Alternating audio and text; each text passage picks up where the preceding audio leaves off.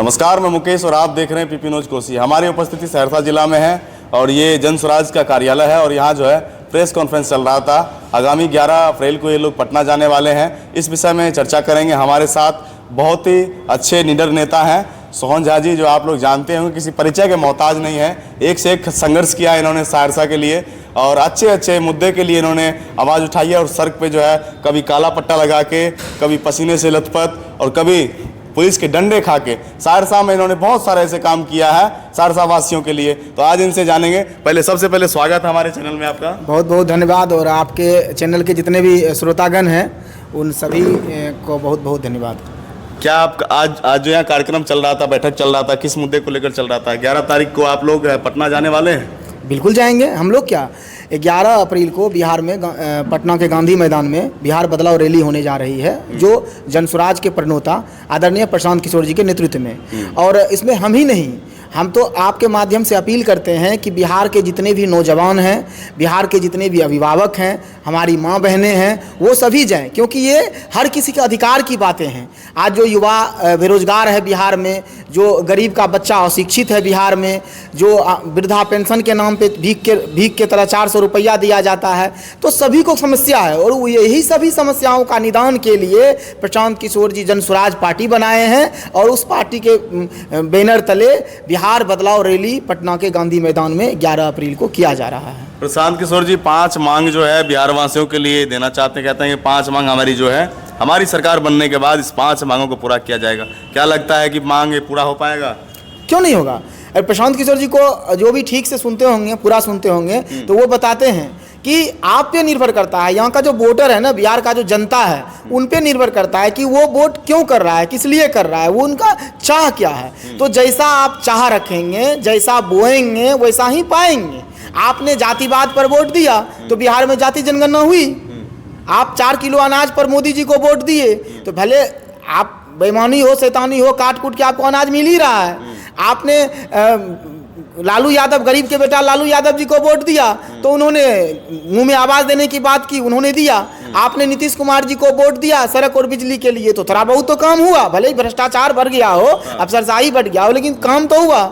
हाँ, ये हुआ कि गरीब के बच्चों को शिक्षा व्यवस्था नहीं मिला, यहाँ के युवाओं को रोजगार नहीं मिला, जिसके कारण आज बिहार का हालत बदतर है। यहाँ का युवा 8, 10, 12 हज़ार की नौकरी के लिए दिल्ली, पंजाब, हरियाणा में भोग रहा है। तो प्रशांत किशोर जी कहते हैं कि आप वोट उस नियत से तो कीजिए, आप अपने बच्चों के भविष्य के लिए वोट कीजिए। आप प्रशांत किशोर जी को मत देखिए, आप तेजस्वी को मत देखिए, आप नीतीश कुमार को मत देखिए, मोदी को मत देखिए। अरे भाई, आप अपने बच्चों को देखिए कि आपके बच्चों को क्या चाहिए। उसे शिक्षा चाहिए, उसे रोजगार चाहिए, उसे स्वास्थ्य व्यवस्था चाहिए। तो आप देखिए कि कौन सी सरकार ये सब बातें कर रही है और हमें ये सब देने का वादा कर रहा है। तो प्रशांत किशोर जी साहब कहते हैं कि अगर जनस्वराज कह रही है कि आपको 2000 पेंशन मिलेगा, तो जनस्वराज की सरकार बनती है पार्टी की तो आपको मिलेगा। वो कह रहा है कि पलायन रुकेगा, सरकार बनते ही 1 साल के अंदर रोजगार व्यवस्था की जाएगी, तो निश्चित तौर पे होगी। जहाँ तक पेंशन की बात कर रहे हैं, यहाँ जो है आरजेडी से तेजस्वी जी जो है माई बहन योजना के नाम पे 2500 रुपये पेंशन की बात कर रहे हैं।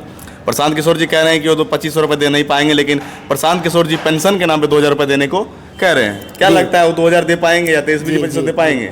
ये इस पे हमारे प्रशांत किशोर जी बहुत विस्तार से सभी प्रेस बंधु को बताए हैं, मीडिया बंधुओं को बताए हैं कि किस तरह से वो जो माई बहन योजना कर रहे हैं तो उसकी संख्या कितनी है, 6 करोड़ तक पहुंच जाता है। लेकिन ये जो वृद्धा पेंशन है, वृद्धा पेंशन में वृद्ध जो व्यक्ति हैं, 60 साल से ऊंचे उम्र के जो महिलाएं पुरुष हैं, उनकी संख्या कम हो जाती है।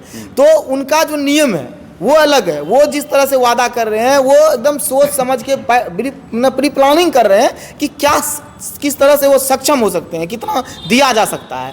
और इनका क्या है, तेजस्वी यादव जी का ना पढ़े लिखे हैं ना कोई जानकारी है। बस उनको लगा कि माई बहन योजना, लोग अरे भाई माई बहन योजना 5 से 6 करोड़ लोगों को आप 2500 रुपया महीना कहाँ से दे पाइएगा? बिहार का बजट है उतना? तो प्रशांत किशोर जी तो पूरे विस्तार से इस पर बताए हैं और ये भी बताए हैं कि हम कैसे क्या करेंगे। पार्टी की बात करें तो प्रशांत जी टारगेट भी करते हैं, तो क्या लगता है कि एनडीए को टारगेट करते हैं या इंडिया को टारगेट करते हैं? मुकाबला किससे होने वाला प्रशांत जी का, जनस्वराज पार्टी का मुकाबला किससे होने वाला? देखिए, प्रशांत किशोर जी का मुकाबला किसी से नहीं है। प्रशांत किशोर जी का मुकाबला है बिहार के भ्रष्टाचार से, बिहार के अशिक्षा से, बिहार में बेरोजगारी से, पलायन से। प्रशांत किशोर जी बिहार इन सब चीज़ों से लड़ने का काम कर रहे हैं। उनकी लड़ाई किसी राजनीतिक पार्टी से नहीं है, बस उनको बिहार के जनता का समर्थन चाहिए ताकि बिहार के बच्चों को रोजगार, पढ़ाई की अच्छी व्यवस्था मिल सके। एक तरफ सूबे के मुख्यमंत्री कह रहे हैं कि हमारे बिहार के लोग के वजह से हरियाणा, पंजाब, दिल्ली, गुजरात का जो है वहाँ के लोगों की रोजी रोटी चल रही है, और दूसरी तरफ प्रशांत किशोर जी कह रहे हैं कि नहीं, हम रोजगार यहीं दे देंगे। तो अगर बिहार के वासी अगर बाहर नहीं जाएंगे तो यहाँ रह के अगर रोजगार करेंगे तो बाहरवासी को कौन देखेगा? देखिए, हम आज जो बिहार को, बिहारी शब्द को गाली बना दिया गया है, वो क्यों बनाया गया है? क्यों बिहारी मतलब मूर्ख, क्यों बिहारी मतलब मजदूर? क्योंकि हम बिहारी 8-10 हज़ार की नौकरी करने के लिए बाहर जाते हैं, तो बाहर में तो हमें मूर्ख कहा जाता है, बाहर में तो हमारे बिहारी शब्द को गाली बना दिया गया है। तो आप खुद बताइए कि अगर हम अपने घर में रोजगार करेंगे और इज्जत और सम्मान से जिएंगे, वो जिंदगी अच्छा होगा कि हम बिहारी शब्द का गाली नाम पे मस्जिद मंदिर के नाम पे वोट मिलना चाहिए, विकास के नाम पे मिलना चाहिए? नहीं, विकास के नाम पर वोट मिलना चाहिए। विकास, देखिए, धर्म अपना अपना आस्था है। अभी अमित शाह जी का एक बयान चल रहा है, काफ़ी वायरल चल रहा है। उन्होंने कहा है कि अयोध्या में हमने राम मंदिर बनाया और बिहार में सीता जी का मंदिर बनाएंगे, और इस बार बिहारवासी हमें दोबारा मौका दिया जाए। इस विषय में क्या कहना है? देखिए, अयोध्या में राम मंदिर बना, इससे पूरे देश में खुशी है, समझ ले। यहाँ भी सीता माता का भव्य मंदिर बने, ये आस्था की बात है। लेकिन जो ज़रूरत की बात है, जो एक सरकार से जनता उम्मीद करती है, वो है लोगों का रोजगार, लोगों का मूलभूत समस्या। क्या जनस्वराज पार्टी फैक्ट्री की मांग करेगी? फैक्ट्री लगाएगी यहाँ? हाँ, उसका तो मुख्य लक्ष्य ही है। उद्योग लगाना ही तो उनका मुख्य लक्ष्य। वो तो कहते हैं कि गली नली सड़क ये सब कुछ समय बनने में देर ही क्यों ना हो, लेकिन पढ़ाई और रोजगार की व्यवस्था को सबसे पहले प्राथमिकता दी जाएगी, क्योंकि बिहार के लोगों को गरीबी से अगर निकालना है तो पढ़ाई और रोजगार का व्यवस्था सुदृढ़ होना बहुत ज़रूरी है। अच्छा, यहाँ जो है सब कह रहे हैं कि अधिकारी की मनमानी इतनी है कि आम आदमी अपना फरियाद लेके जाते हैं, लेकिन दफ्तर से बाहर धक्के मार के बाहर फेंक दिया जाता है, तो अफसरशाही हो गया है। क्या लगता है, जनस्वराज जीतने के बाद ये पार्टी, प्रशांत किशोर जी बिहार में भ्रष्टाचार में इस बदलाव कितना कर पाएंगे? हो पाएगा, या वो भी यदि नीतीश कुमार के राज की तरह ऐसे ही तानाशाही बन जाएंगे अधिकारी को लेकर? देखिए, ये ऐसा कभी नहीं होगा, क्योंकि प्रशांत किशोर जी खुद कहते हैं कि ये सब जनता के हाथ में है। आप भी बहुत संघर्ष किए हैं, आप भी बहुत मांग रखे हैं, तो क्या लग रहा है कि अभी प्रशांत किशोर जी आएंगे, सरकार सत्ता लेकर जब आएंगे, तब में और अभी में कितना बदलाव देखने को मिलेगा? नहीं, बदलाव देखने मिलेगा।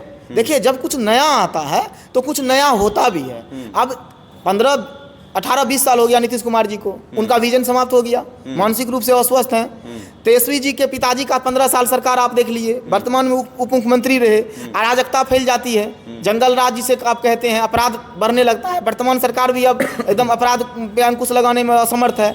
तो एक नया विजन के साथ एक नया व्यक्ति, आजकल के युवा को क्या चाहिए, आज हमारा बिहार कहाँ होना चाहिए, इस विजन को लेकर के खाका तैयार करके कोई आया है, तो वो निश्चित तौर पे बिहार में इस नीतीश कुमार जी से और तेजस्वी जी से कुछ हट कर अलग करके दिखाएगा, इसमें कोई संशय नहीं है। अभी जो है बिजली का नाम सुना होगा आपने, मीटर चल रहा है, स्मार्ट मीटर के नाम से सुना होगा आपने, गाँव घरों में, शहर में लगाया जा चुका है।